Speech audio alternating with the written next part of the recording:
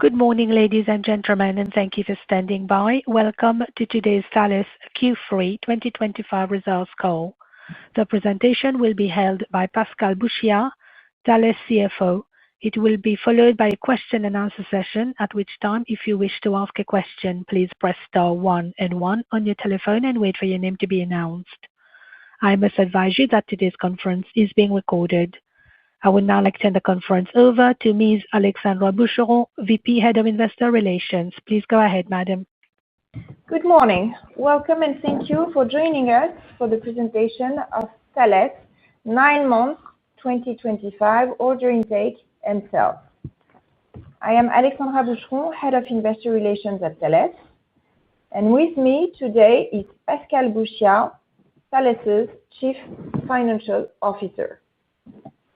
As usual, this presentation is audio broadcasted live on our website, thalesgroup.com, where the slides and the press release are also available for download. A replay will be available soon after the end of the event. With that, I would like to turn over the call to Pascal Bouchiat. Thank you, Alexandra. Good morning, everyone. Let me start with Q3 2025 highlights. I'm now on slide 2. Thales continued to record over the third quarter a strong commercial momentum in most of its businesses. The level of demand for our solutions continues to be high, notably in defense, where our backlog benefits from stronger European collaboration, in particular in the framework of the Readiness 2030 Strategic Defense Initiative. Thales indeed booked in the third quarter several large contracts with European countries, notably in air defense. I will come back to those later in the presentation. Air defense, as you know, is a critical need today in a number of countries. In that context, Thales is proud to have recorded a first export success for the SAMP/T that was selected by Denmark in September. This comes as a major turning point for the SAMP/T and paves the way for further successes. Space also saw some good news this quarter. Thales indeed signed a first contract with SpaceWise, the consortium of satellite operators. This contract relates to a first sizable engineering development phase for the IRIS² constellations. Although discussions are still ongoing with the European Commission and SpaceWise, this is an encouraging sign that the project is progressively taking shape. Finally, Thales keeps being at the forefront of innovation in its businesses. This is particularly true on the quantum revolution, in which Thales researchers are playing a central role. To that end, we launched in September the very first quantum resistance smart card in Europe to receive high-level security certification from French cybersecurity agency, ANSSI, on industrial standards. This underscores Thales' commitments to staying ahead of emerging cyber risks in the quantum era. Moving on to 9 months and Q3 2025 key figures on slide 3. Order intake amounted to 16.8 billion euros at end September 25, up 9% organically year-on-year. This performance was driven by continued strong commercial momentum in the third quarter, which saw a 37% organic growth and the booking of several large contracts that I will comment on the next slide. Sales came to 15.3 billion euros over 9 months, up 9.1% in organic terms. Q3 alone recorded a sharp 11.2% organic growth. This put us right on track to deliver our 2025 annual targets. Moving on to slide 4, commenting order intake. As mentioned earlier, commercial momentum keeps being strong for Thales, driven by the continued success of our product and solutions with our clients. As you can see on the graph on the right-hand side, all types of orders contributed to this robust performance. A few comments on large orders first, which continue to fuel the backlog. 14 large orders have been booked so far this year, of which 4 new orders came in Q3. 9 large orders were booked in defense over 9 months, including 2 with a unit value in excess of 1 billion euro. Namely, the order of 26 Rafale by Indian Navy and the contract with the UK MOD for the delivery of 5,000 LMM missiles. Also, 5 large orders were booked in aerospace, of which 4 in space and 1 in avionics. It's worth mentioning that orders between 10 million euros and 100 million euros recorded a remarkable 18% growth, while orders below 10 million euros were continuously solid as well. Moving on to sales on slide 5. A few words first on scope and currency impacts. Over 9 months, the scope impact amounted to 90 million euros, mainly coming from Cobham Aerocom's acquisitions, closed in April 2024. Currency impact was negative at minus 164 million euros over the period, including minus 91 million euros in Q3 alone.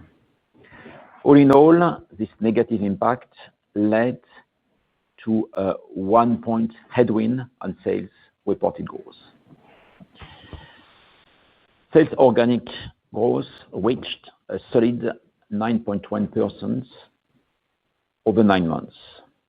This performance is a result of strong sales momentum in aerospace, mostly driven by avionics, and continued double-digit growth in defense.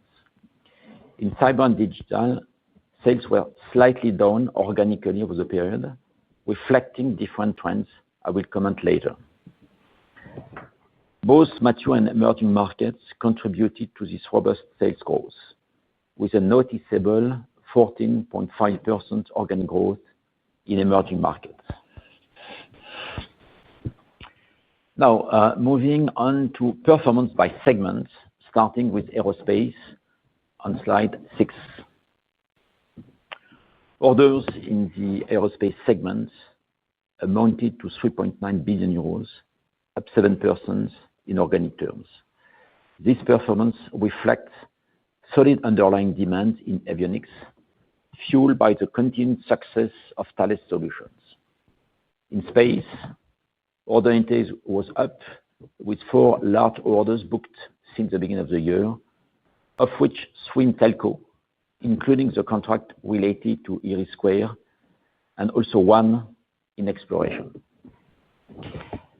Sales reached 4.1 billion euros over the first 9 months of 2025, representing an increase of 6.9% organically year-on-year. This sustained growth momentum was notably driven by avionics, which recorded continuous robust organic growth over the period in both civil and military domains. All sub-activities were supportive of this performance. In space, sales were up year-on-year, in line with our annual expectation for this business. Now, commenting defense performance, I'm on slide 7. Order intake in the segments amounted to 9.9 billion euros over 9 months, a 12% increase in organic terms. Q3 was especially strong. However, we know that quarterly order intake can be bumpy. In the current supportive context, 9 large orders have been booked since the beginning of the year. 3 were booked in Q3, including 2 air defense contracts with the UK and Germany for a combined amount of 1.9 billion euros. These significant commercial successes illustrate that Thales, leveraging its comprehensive portfolio of innovative products and solutions, is ideally positioned to benefit from the ongoing stronger European collaborations in defense. The perspectives remain solid in the coming quarters and years, as countries are progressively increasing their defense spending and benefiting from further support from Europe as part of the Readiness 2030 initiative. Sales were up sharply year on year, up 14% organically to 8.2 billion euros. All our defense activities contributed to this robust performance, with continued strong growth. This puts us right on track to deliver our single-digit organic growth for the full year 2025 in defense. As a reminder, we expect a lower Q4 on the back of the high comparison basis from last year, which saw Q4 2024 records a 24% organic growth. Now, looking at the cyber and digital, I'm now on slide 8. Sales in the cyber and digital segments amounted to 2.8 billion euros over 9 months, slightly down organically at -1.3%.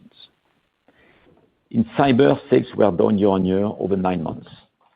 In cyber products, the business was not yet back to normal in the third quarter.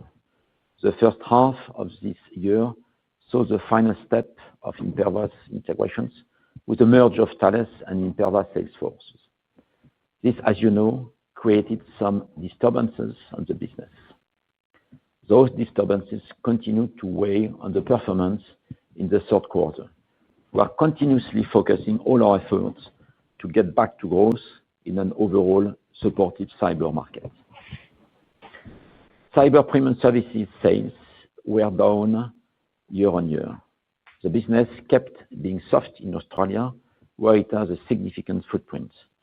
The ongoing execution of our premiumization strategy aimed notably at focusing our sales strategy on selective profitable growth segments, and this is, however, showing encouraging signs. Moving to digital identity, those sales were up slightly over 9 months.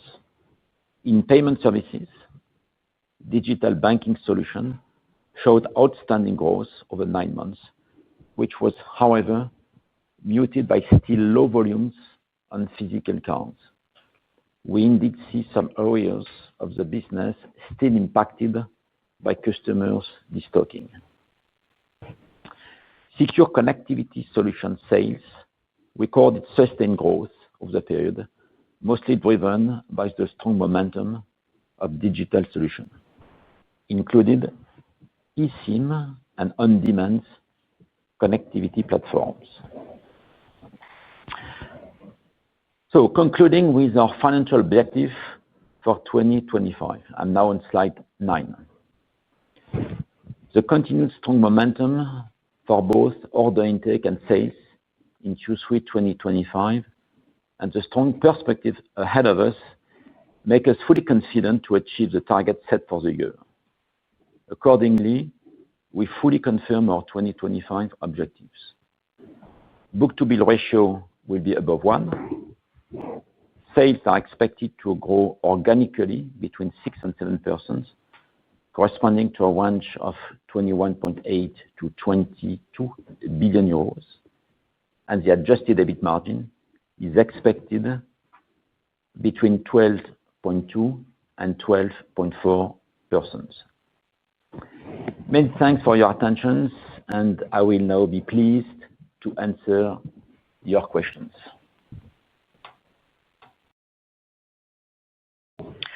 Thank you. Ladies and gentlemen, we will now begin the question and answer session. As a reminder, if you wish to ask a question, please press star 1 and 1 on your telephone and wait for your name to be announced. Once again, it's star one and one on your telephone and wait for your name to be announced. Thank you. We are now going to proceed with our first question.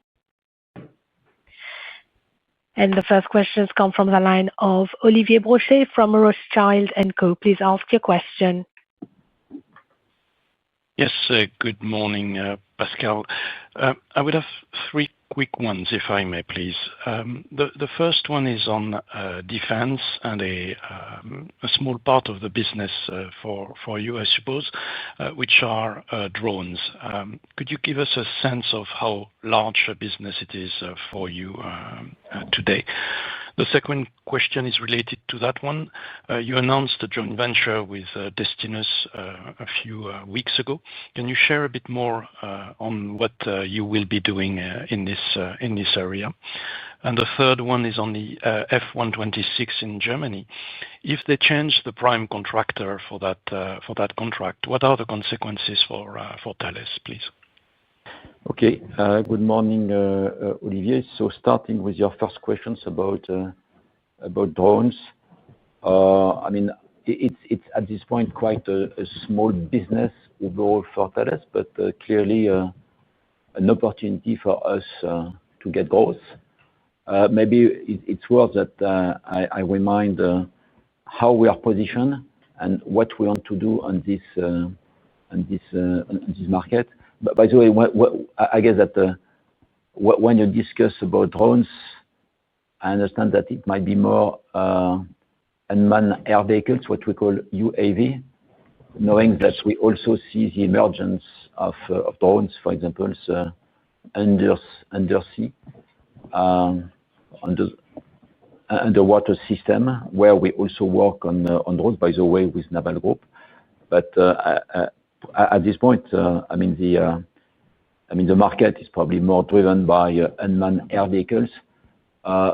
When we discuss about drones or UAV, we can discuss about platforms that are used for different purposes, but we can also discuss about what we call loitering munition, which, as you know, is this type of ammunition can fly over potential targets and then detect and be directed to the target. So the concept of drones covers a spectrum of different type of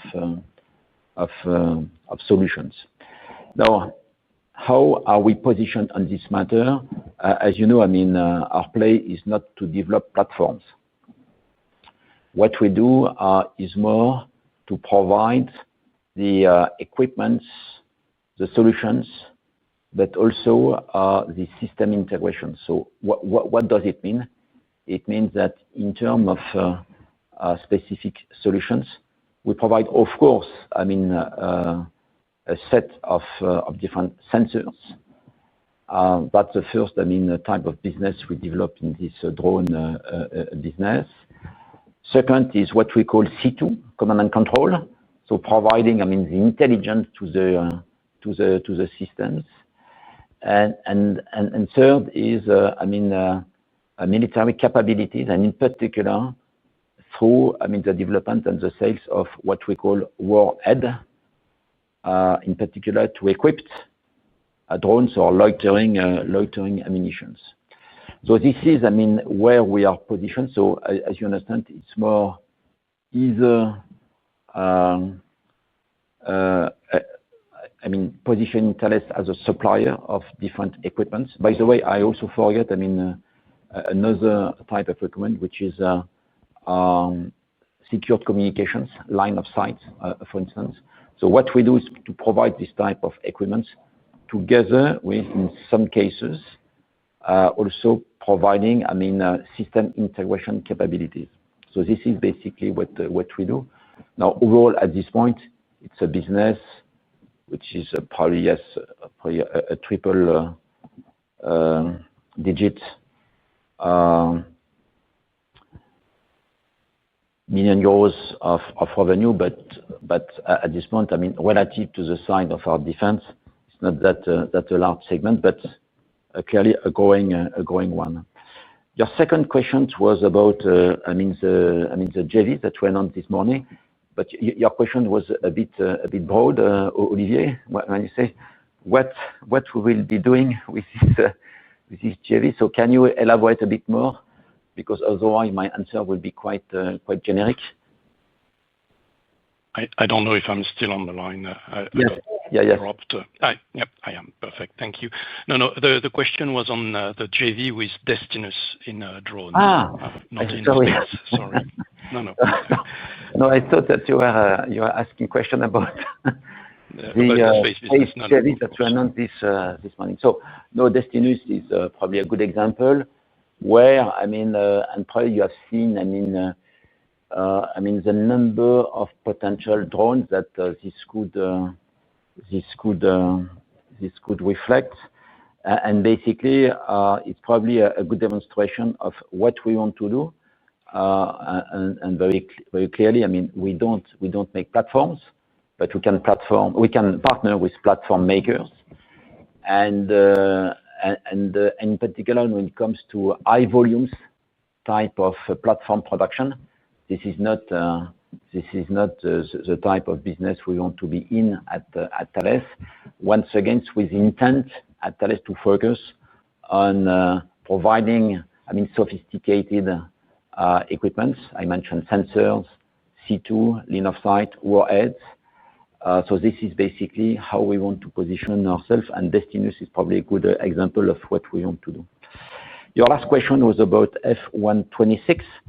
And it shows that the German MOD is considering changing the responsibility from Damen to another prime contractors. This is what we have understood.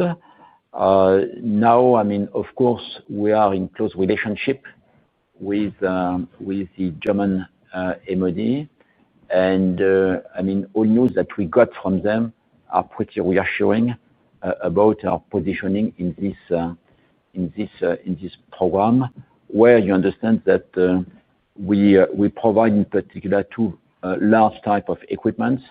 First is sensor, in particular radar capability for this class of frigates, plus the combat management system, which is also, of course, a critical equipment for this class of frigates.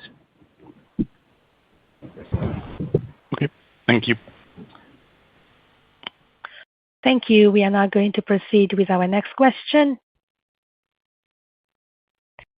And our next questions come from the line of Alessandro Pozzi from Mediobanca. Please ask your question. Good morning, and congratulations for the new JV in space. And I do have some questions about that. I'm not sure how much you can say at this point, but I will try anyway. The first will be in terms of a strategy, how the new company or the new JV is positioning versus what the three different companies are doing at the moment in terms of positioning in different sub-segments of space. You talked about synergies. I'm not sure how you can tell us how you arrived to the triple-digit numbers. And also, we've been reading about on the press that there potentially could be a compensation to Airbus for having a lower share of 35%. Any follow on that would be appreciated. Okay. So first, good morning, Alessandro. So on your first questions, it's really about putting together the strengths of the three companies and working more and more on more integrated offers. But it will be also bring together all the R&D capabilities, which are pretty significant in each of the three companies. To build up here again, as much as we can, and avoiding duplications of efforts when it comes to development. But because of that, freeing resources to invest in order to pursue new opportunities. You discuss, and I could elaborate just a bit on the synergies.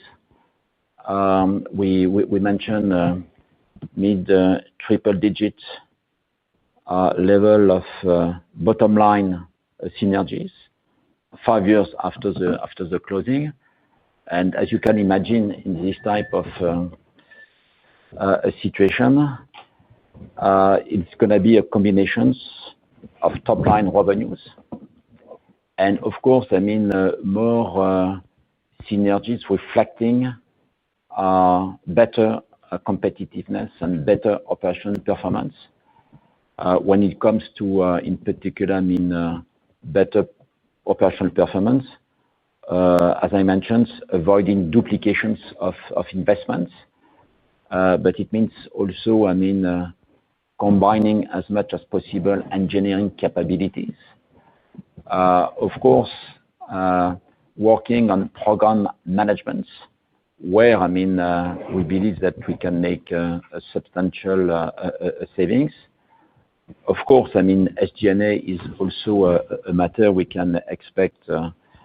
Also, synergies. Not to mention, of course, procurement will be also an area where we can envisage synergies. So a quite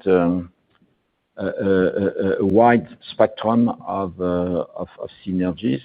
All of that in a context where we believe that the level of growth in this market should start picking up or should grow. And it's also true that the recent news in terms of announcements, in particular in Europe, in terms of the need to invest more in space capabilities, is making the overall framework probably a positive in order, to develop this type of synergies. It's always, of course, much easier to get synergies in a growing market than in a shrinking market. Your last question was about compensations.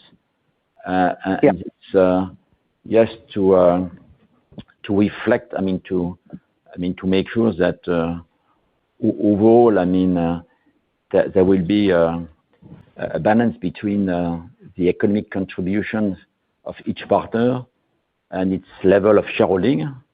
And yes, there will be a mechanism with regard, balancing payments. Now, at this point, it's really too early, to make any more comments. And this type of, this type of balancing payments will be made public probably at closing and not before. Okay. Thank you very much. If I can just maybe last one on cyber. I think the overall division, cyber and digital, I think we've seen an improvement versus H1, but cyber is still a little bit weak. Should we expect maybe an improvement in Q4, or you see an improvement in cyber sales, something for 2026? No, of course, we are expecting 2026 to be stronger than 2025. Now, Q4, we should see a sequential improvement as compared to Q3. Now, it's true that, as I mentioned in my press, it's true that we still see those disturbances, still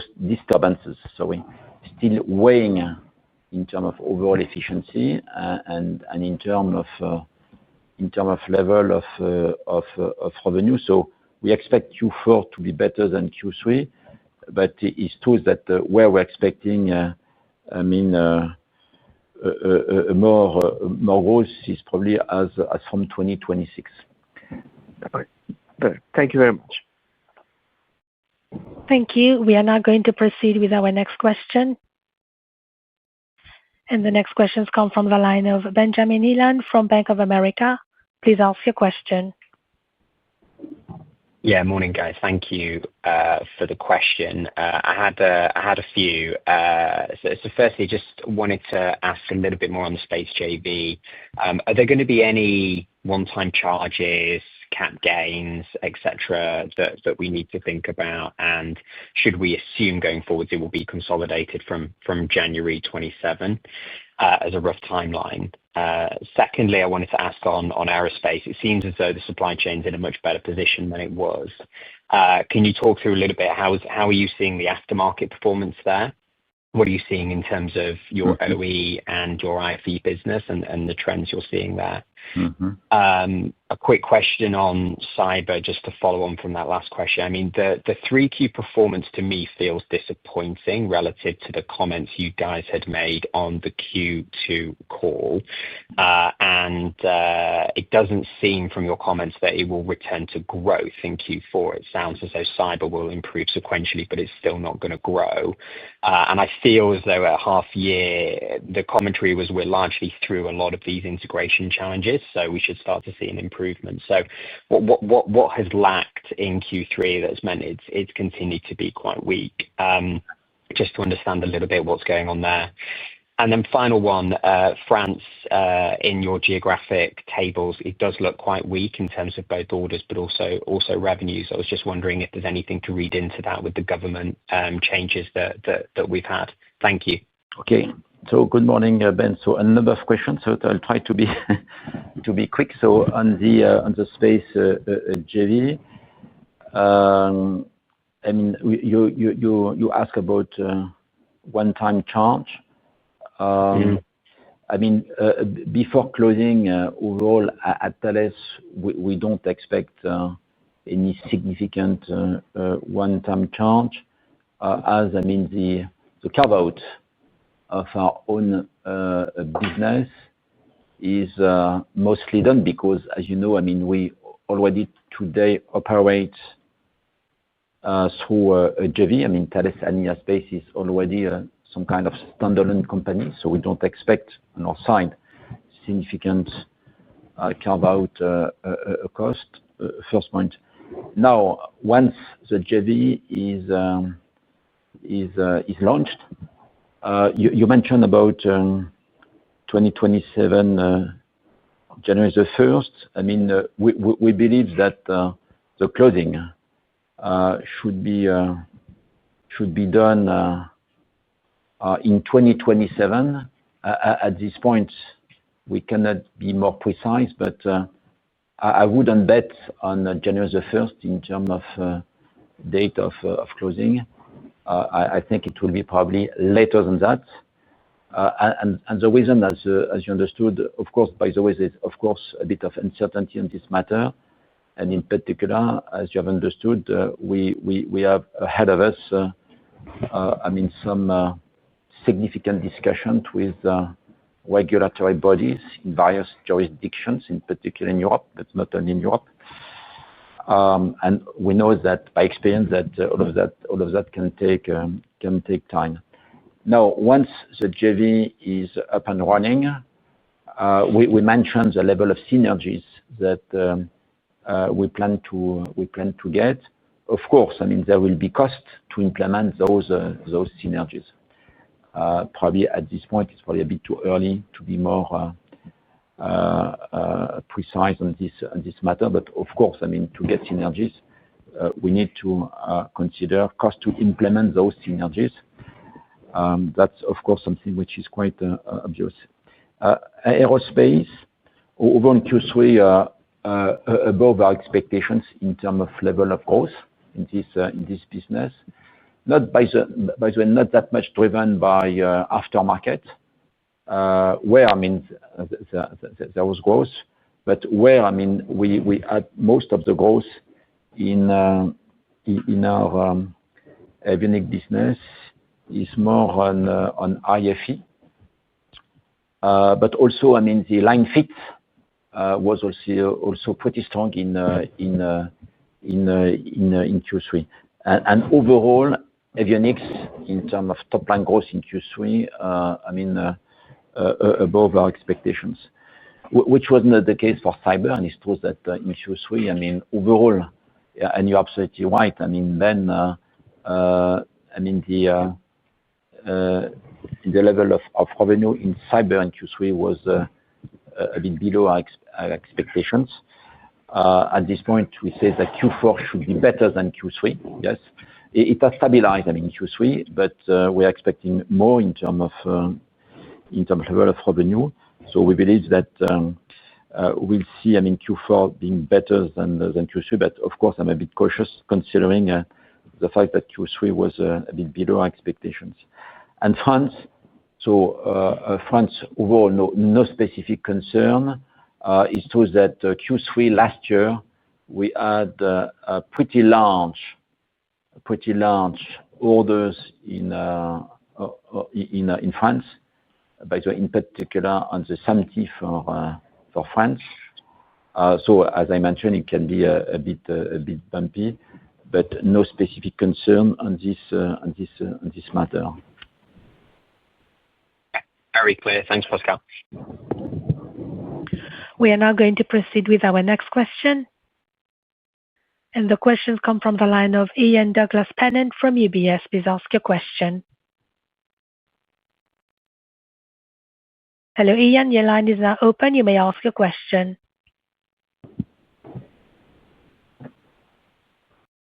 Hi. Sorry. Can you still hear me? Yes. I'm going to blame the UBS IT for not letting me find the mute button.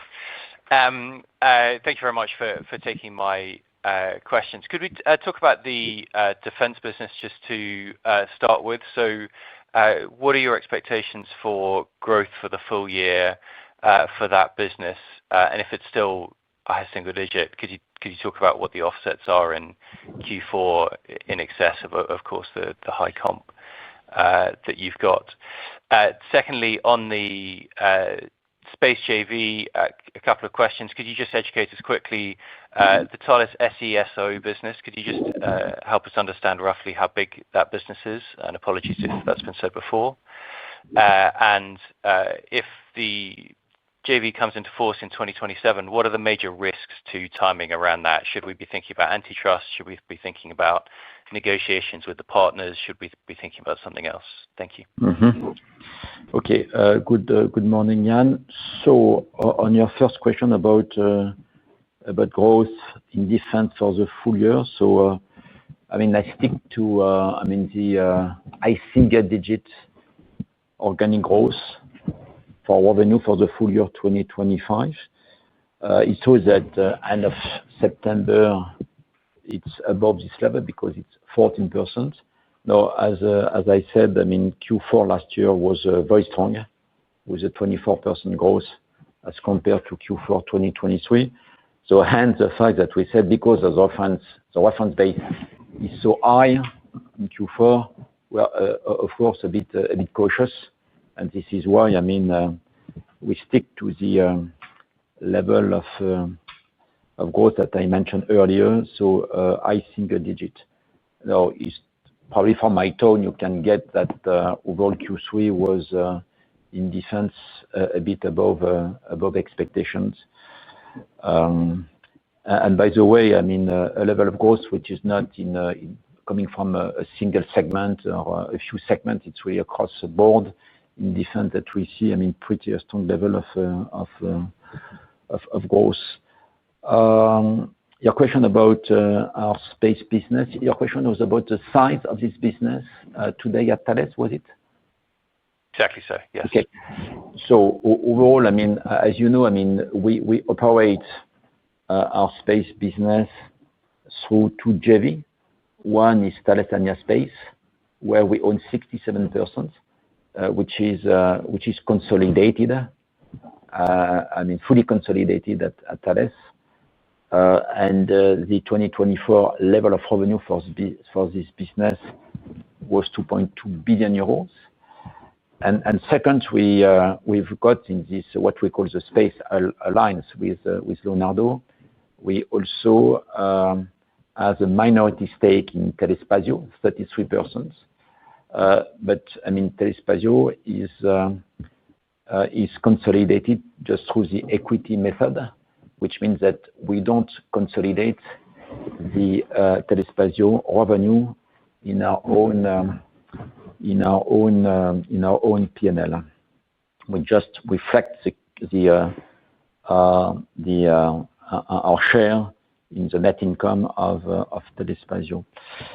Your last question was about, what would be the risk, to close this new JV. As you have understood, we've got, if I summarize, we've got ahead of us, three challenges. When I say challenges, three steps, or three key type of actions. One is, of course, to engage, the social processes with works councils, employees representatives, and that in the various countries we operate, in which, by the way, the three partners, the three companies operate. The announcements of today allow us to initiate this overall social process. Second is, of course, getting ready and working on the various steps to make a standalone company, which means that there will be some, in particular, carve-out works at each of the three companies. As I mentioned, at Thales, we already operate through two JVs, which means that in our view, for our own contributions, the preparations will not be that a great challenge. The last point, which is probably, of course, the one where the timing can take a bit of time. It is, of course, going through all the regulatory approval and going through all the regulatory bodies, in particular the antitrust regulators. We know that all of that can take a bit of time.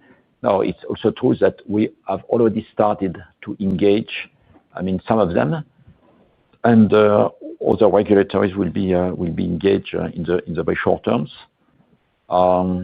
Those are, in my view, the three elements.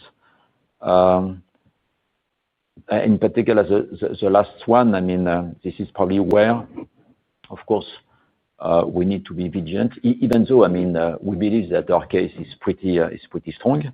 Of course, I could comment more on this matter. But when it comes to this type of process interactions with antitrust regulatory bodies, we know that it can take time. So this is why we mentioned that the closing of the new JV will be in 2027, without at this time to be able to say when will this be enforced.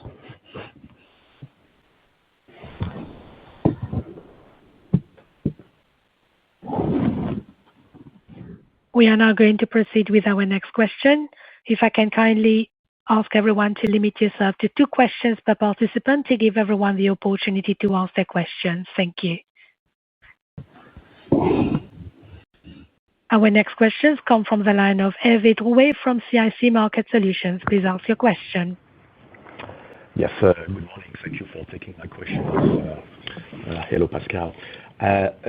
So 2 questions. First one, I just wanted to check the order from Denmark on SMPT. Do you know when it will be booked in your order book, and was the part booked in Q3 or not? And if it's not the case, at what time do you think it could be booked? And the second question is back to the space JV.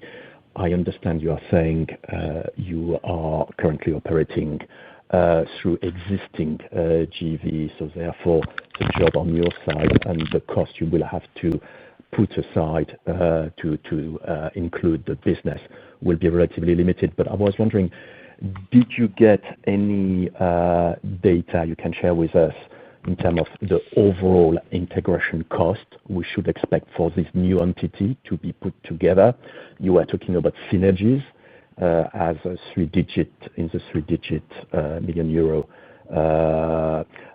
range, in 5 years' time. I was wondering if you can give us a bit of a range potentially on the integration cost side, if you are aware of any. Thank you. Okay. Good morning, Hervé. Let's start with your first question about Santi NG relative to Denmark. It has not been booked in Q3. What we have announced in Q3 is the fact that we have been selected by Denmark. Of course, then afterwards you need to proceed with the final negotiations and signing a contract. Of course, this is a sizable contract. At this point, I'm not able to tell you whether this contract will be booked in Q4 2025 or in 2026. At this point, it's an open topic. No specific stress on this matter. It's probably quite a good example when I explain to the investors that it's always difficult to tell you that. In this quarter, why is it that the order intake in this quarter was above or below the expectation? It is also because we need to deal with this type of uncertainty, and it can move from December to Q1 2026. At this point, I have no clue. Once again, it's not a concern to me. Now, on the JV,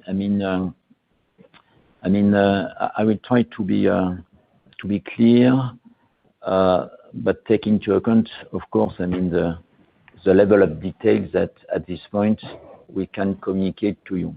First, in terms of the level of synergies, we mentioned in the press release a level of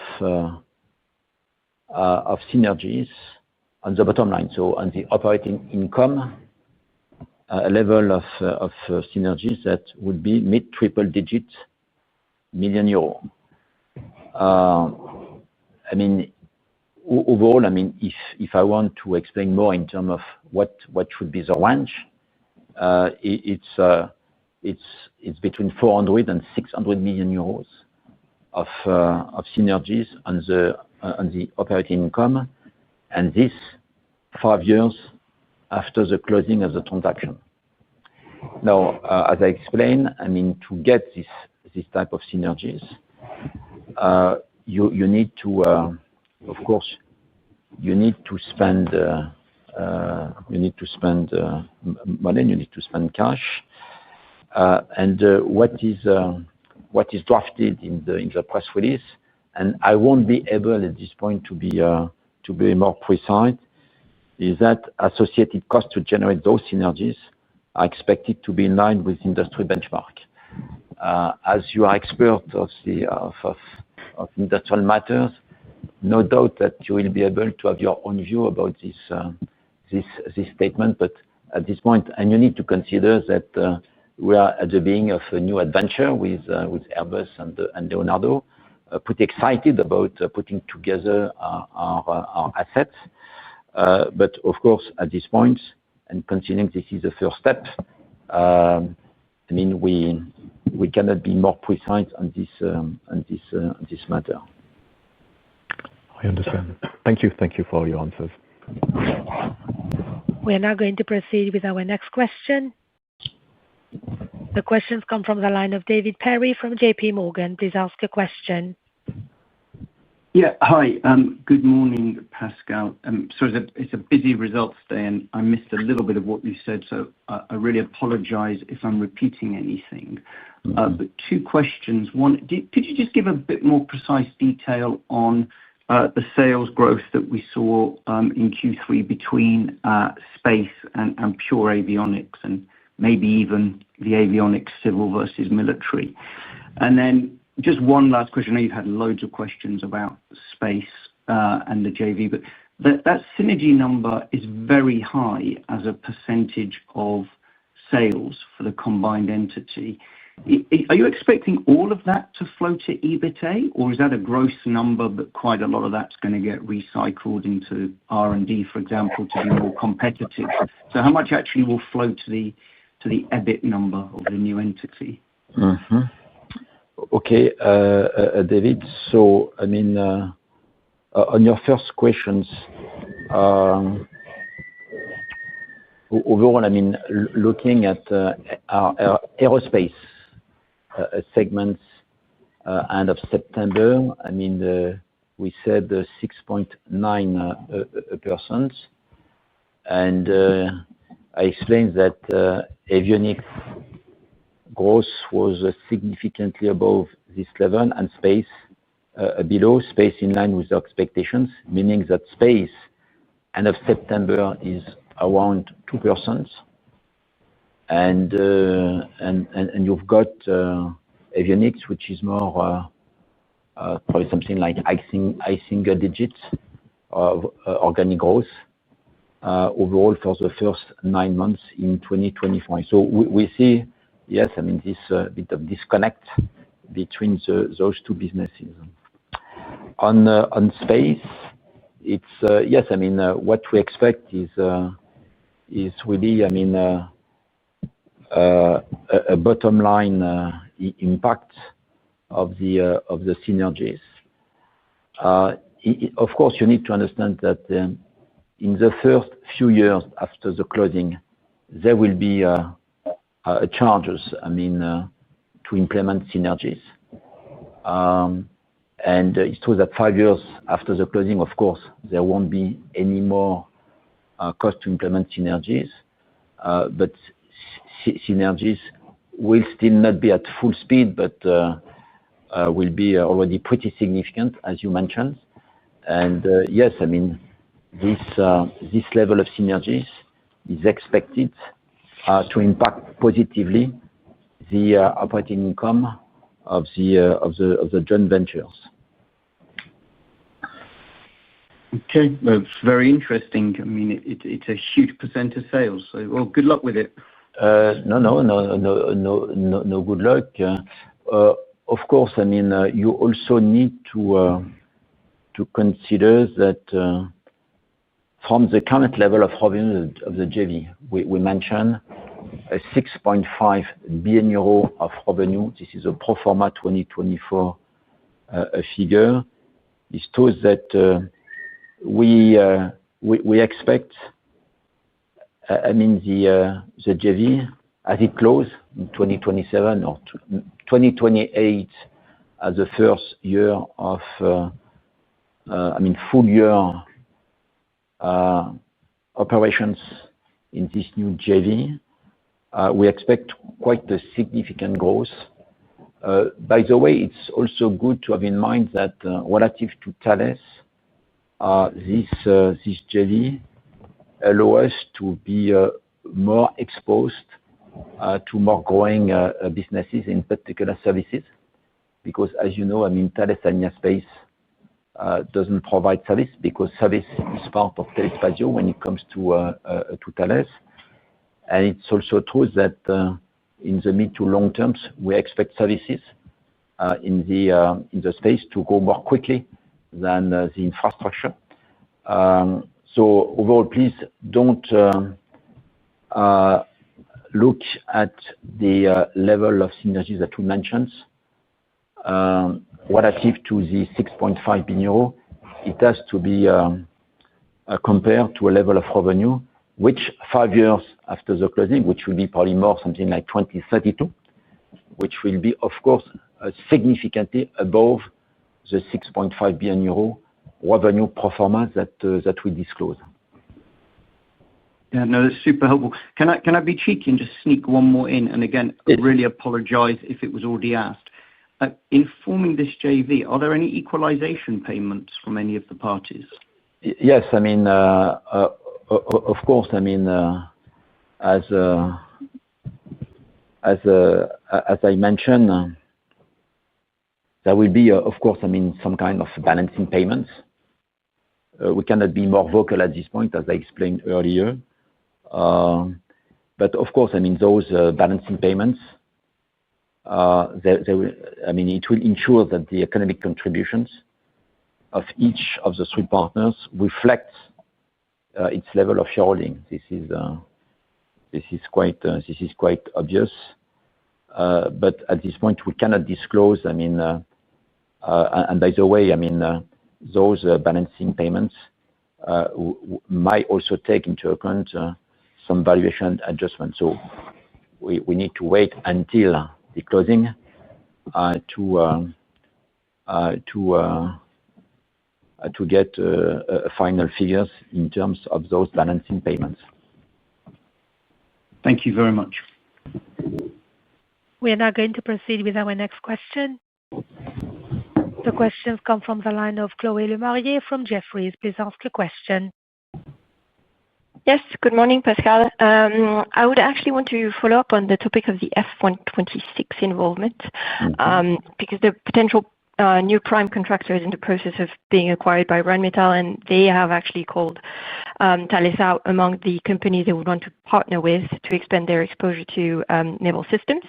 So could you share maybe from your perspective what could be the appeal of such a partnership, and what would be the key criteria for you to agree, as opposed to just supplying systems as you currently do on naval platforms? And the second one is on the Rafale in India. There's been quite a lot of news flow recently. So anything you can share to help us understand where in the process we are, especially around discussions on offsets and content, which seems to be a sticking point. Thank you. Okay, good morning, Chloé. I'm sorry, but I'm going to disappoint you probably on both topics. Sorry for that. No, I mean, on Rheinmetall, of course, we are discussing, and that's already a comment that I've made earlier. Of course, I mean, the current situations, which is by the way very good, I mean, with all those opportunities in terms of business developments, opens the door for more partnership with other companies. And I remember mentioning in particular the JVs that we have decided with Kongsberg in Norway, but also JVs that were put in place in Ukraine to support our development in this country. Of course, I mean, we are discussing with other partners, and Rheinmetall is quite a good example. No, at this point, it's really too early to be more precise on anything, because it's really too early. Maybe last point, I could comment specifically on F126. I mean, we welcome any decision from the end customers, the German MOD.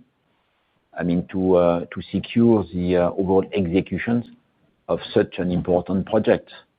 And of course, we'll do whatever we can to cooperate with the new prime contractors if this is a decision of the German MOD. All of that with a spirit of collaborations, which is for us absolutely essential.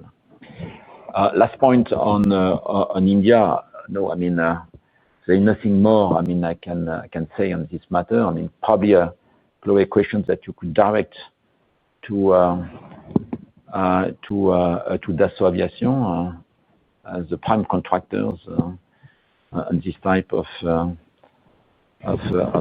business. So no, and always difficult to make any comments. Now, I mean, good to see that Rafale has a number of opportunities, which shows, I mean, the quality of the aircraft, and in particular, when it comes to existing customers willing to order more, which by the way happened in various countries so far.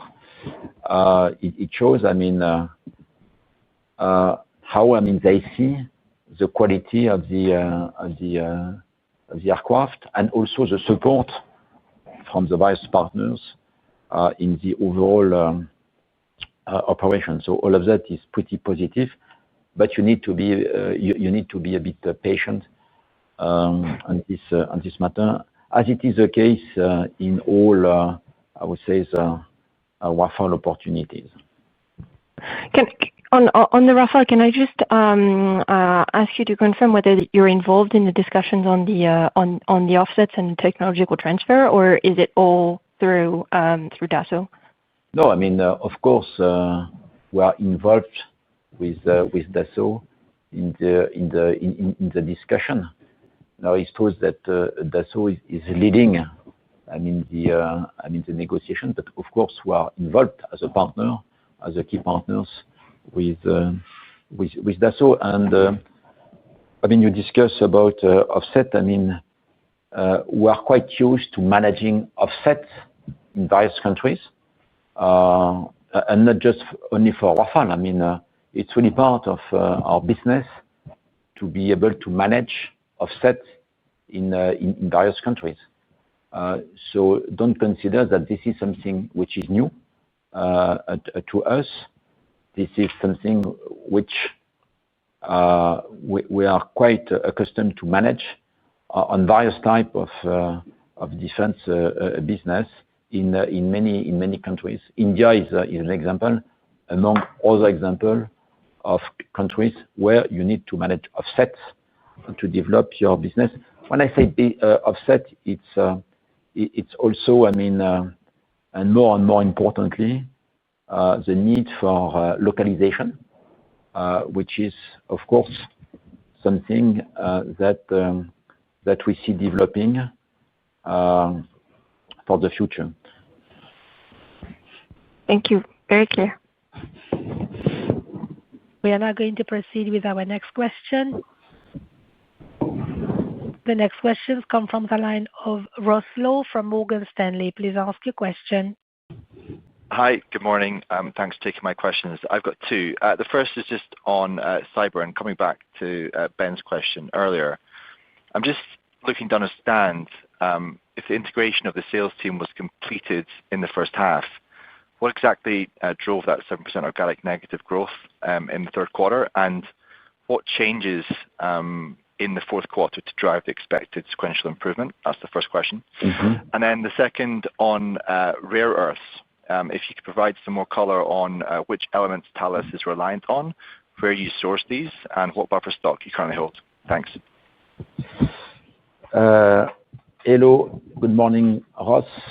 So on your first topic about cyber, no, the integration of such a large commercial force, you cannot say that once it is merged, it is fully operational with a full effectiveness, and it's a progressive improvement that we expect from our commercial force through 2025.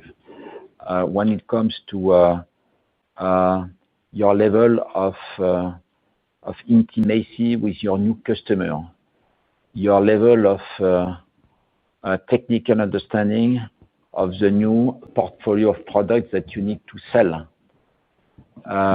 all of that, cannot happen overnight. It takes time. And second, of course, all of that has also driven a level of turnover in our sales force, which was above what we anticipated. So which means that more turnover at our sales reps means the need to recruit more people, which means that we need to work more on training those new sales reps that joined Thales recently. So all of that has created, yes, some disturbances, and disturbances have not stopped. End of June 2025. So it's a progressive improvement, but it's true that it is taking time. And it's true that today, in terms of overall effectiveness, and looking at Q3 figures, it's true to say that overall, Q3 figures in terms of level of sales was below our expectations. Now, we see, with some metrics, that situation is improving, but it's probably a bit slower than expected. By the way, on the other side, if you look at digital, our level of revenue was also above our expectation, in particular in the mobile connectivity business. It means that it can be a bit different from one segment to the other. Now, overall, second question about rare earths. First, we don't rare earth minerals directly. Of course, we use very small quantities of rare earths. At this point, we don't identify any specific risk in connection with the export restrictions which have been imposed by China. Now, of course, that's a point that we look closely. There was, in particular, the question about germanium, which is a strategic metal for Thales, and in particular in our infrared technologies. And it's true that on germanium, we have seen increasing a global supply tension for this specific metal, which means that, as we have done in many other situations, we are working on different ways, to manage these situations. So, exploring new sources of germanium outside the traditional producing countries. We are working on some recycling initiatives with some partners. And we are also working this time more on R&D, to find alternative materials, or to optimize the use of germanium, in particular through optimized processes, in order to use less germanium for the same outcome. So you see that overall, our exposure is quite limited. But as always, as we face tension in the supply chain, we put in place, the traditional actions, exploring new sourcing, working on getting additional stock from other partners, recycling. So those are, the type of things that we have done in the past on other materials, and overall pretty successfully. So I would say this is one matter in the supply chain among many other supply chain challenges that we have been facing over the last few years, and that will continue, of course, as we will keep growing our top line. I made a few comments on supply chain in our last calls, saying that overall situation overall under control, which is the case. But please don't consider that supply chain tensions are no longer there. They are still there, which means that it is a continuous effort at Thales, to manage, supplies on various elements. I mentioned in the past, you probably remember, hardware. I mentioned in particular, PCB shortage, and we are still struggling, to get the right level of materials for this type of materials, in particular on specific hardware, and PCB is a good example. But so far we have been able to manage all of that pretty successfully, and no doubt that it will continue this way going forward. Very helpful. Thanks, Pascal. We are now going to proceed with our next question. The next questions come from the line of Christophe Menard from Deutsche Bank. Please ask your question. Yes, good morning. Thank you for taking my question. I had two. The first one is defense Q3, very strong performance, as you said, organically. In the press release, you're saying that it's due to production capacity expansion being deployed. That means operational leverage, in my view. Does it mean that it could have a positive impact on your defense margin in 2025? The second question is on the Space Alliance. Sorry for this, you had a lot, but still on the compensation, the formula that you will be using. The question is the compensation, I mean, you can't disclose it quite obviously, but is the compensation already agreed upon, or will it be agreed upon in 2027?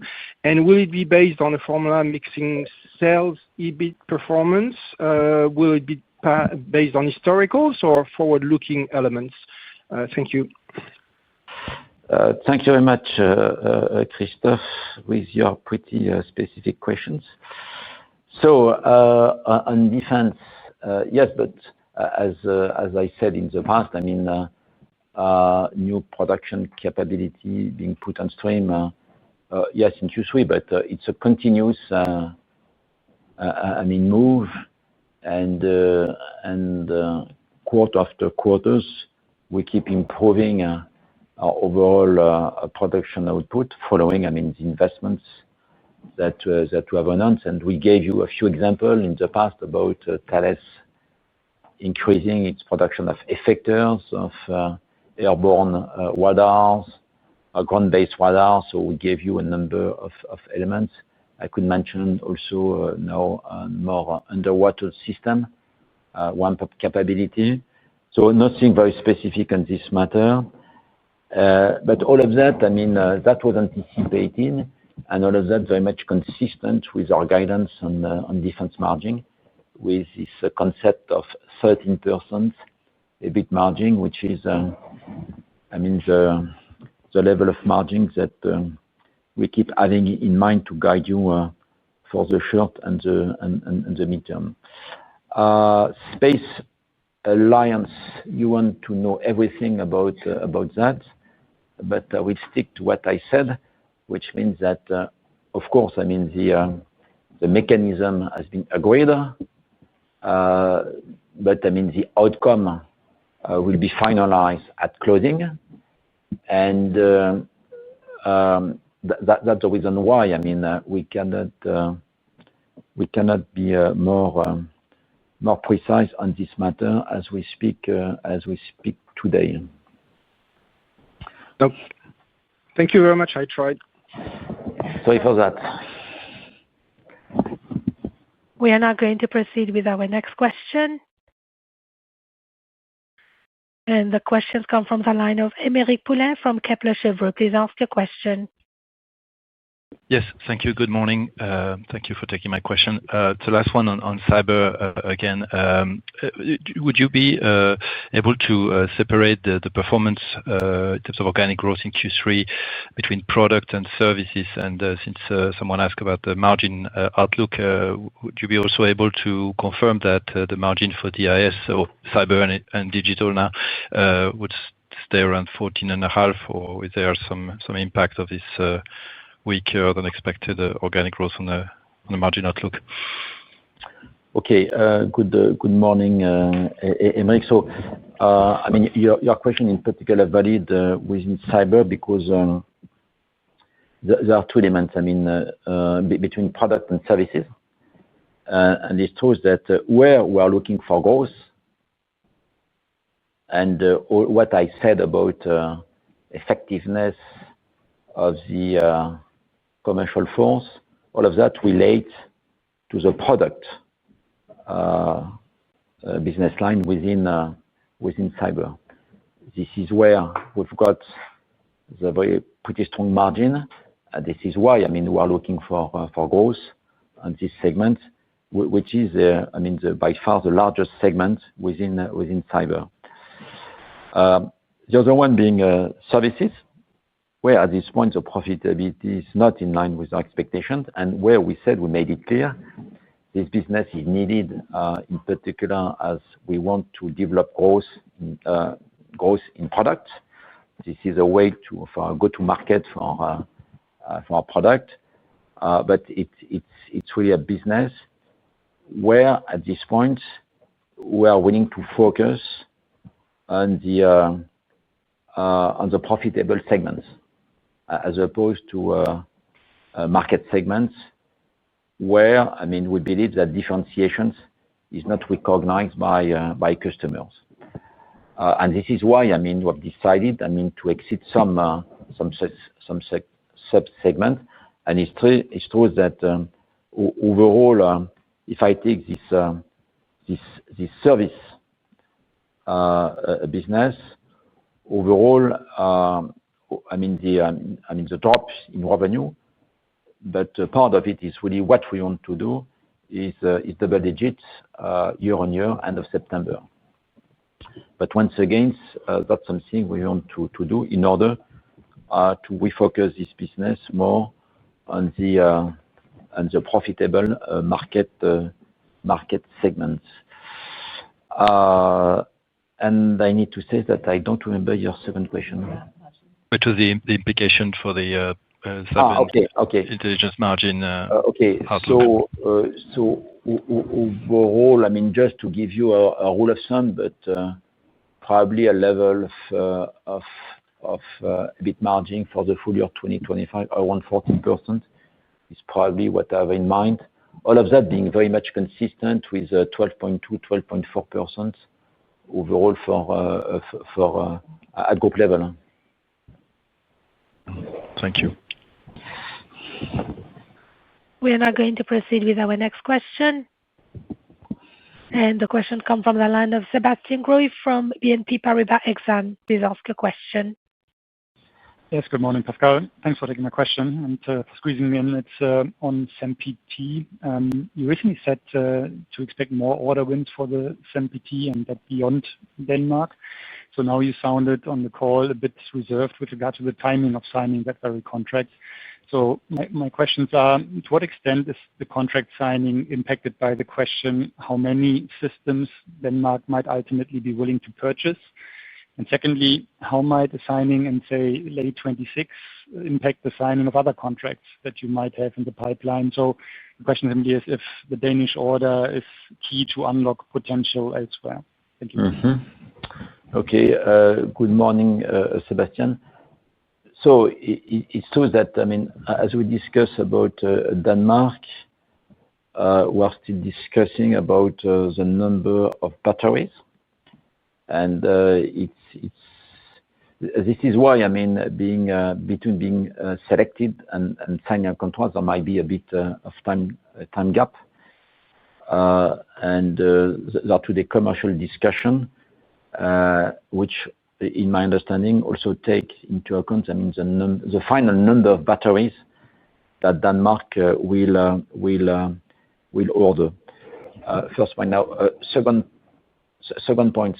Here we are discussing about a pretty sophisticated, sensitive, air defense capabilities. It's a mid-long range type of capabilities.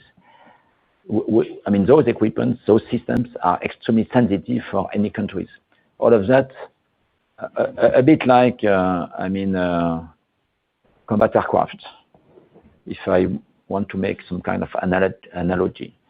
All of that meaning that any contract of this kind, you've got a pretty lengthy upstream phase in terms of discussion with potential clients in order to end up with a final decision. It's not the type of contract that you sign in 2 or 3 months. It takes time because, once again, it is by extremely sensitive type of capabilities. But this is very sensitive, so I will not share this information with you. But of course, we are discussing with other potential customers. When all of that will materialize, it will be probably progressive, but it will be in the next few years. Don't expect, January 2026, Thales announcing 1, 2, or 3 additional contracts on some TNGs that will be triggered by the signature of the Danish contract. No. This is quite important. This is, of course, a first step, which is so important for us as we discuss with other clients. Now, the sequence of decisions in other countries at this point, of course, will take a bit of time. As I mentioned a number of times, we are not looking for a Q1 2026 order intake, but we are looking to keep growing our order intake in the next few years. It's true that air defense capabilities is one key drivers, key opportunities for Thales to keep growing our defense capability in the long term. Air defense capability, in particular SAMP/TNG, is really, the next 10 years in terms of capability, because, of course, this system will continue to evolve, of course, but will be hopefully a success that will look like the Rafale success. Okay. Thank you so much. We are now going to proceed with the last question. The questions come from the line of Sam Burgess from Goldman Sachs. Please ask your question. Good morning, Pascal. Thanks for taking the question. Just following on the theme of air defense there, some of your big wins recently have been focused on air defense, UK, MOD, LLM, Denmark, SAMP/T. Just given the strength of demand that's likely to continue in that area over the midterm, do you see it as an area where you could do M&A or future JVs, or are you pretty happy with your portfolio at the moment? The second question, if I may, just the destocking that's ongoing in the banking payments business. Any visibility on when that effect is likely to end would be really helpful. Thank you. Good morning, Sam. Two different types of questions. First on defense and air defense, yes, quite important. JV, as you know, we already operate under a JV with MBDA when it comes to mid-long range air defense capability. SAMP/T is a common venture between MBDA and Thales through a consortium which is called Eurosam. Now, M&A on defense, because M&A cannot just be considered on air defense, because air defense is growing. Considering M&A on air defense questions, I would take it a bit more broadly about M&A in defense. Yes, no mystery that we would be interested in any meaningful M&A on defense. This, of course, in line with our key M&A criteria when it comes to considering acquisitions. Of course, the value of the technology, does it allow us to keep expanding our spectrum of technologies? What is the potential for growth? Does it allow us to get growing position in new markets? When I say new markets, in new geographies in particular. Those are the key criteria. Of course, valuations as always. Yes, now we also acknowledge that M&A, when it comes to transborder on defense, is always a challenge. No rush, but of course, we keep working and mapping the market to see whether there would be meaningful opportunities for us on defense. As you understand, it's not an easy ride considering the specificities of the defense industry. Your second question about smart card destocking, particularly on payments, it's true that it is taking more time than expected and in particular in North America. So I would still be a bit cautious on this matter. Now that's something that we have anticipated. It's taking a bit longer, but I don't see anything concerning on this matter. So no, it's not for me something I'm quite concerned. Even though yes, we would like the market to pick up a bit more quickly. But overall for us, it's a balance also between level of revenue, level of margin, and at this point, the balance between the two on smart cards is pretty positive. Great, very clear. Thank you. Okay, so I understand that was the last question. So thank you very much for all your questions. So as always, Alexandra and our team are at your disposal if you have any follow-up questions. It's true that there have been a number of questions, and it's true that it's not that common to issue both quarterly figures together with the announcements of a very important step relative to putting together quite important business for Thales together with Leonardo and Airbus. That's a very positive news in our views. So don't hesitate to reach out. And with all of that, I wish you all a very good day. Thank you very much. Thank you, ladies and gentlemen. If you didn't have a chance to ask your question on today's call, please do not hesitate to send your questions to Thales Group Investor Relations at ir@thalesgroup.com, and we will get back to you as soon as possible. Thank you all for your participation. You may now disconnect and have a good day.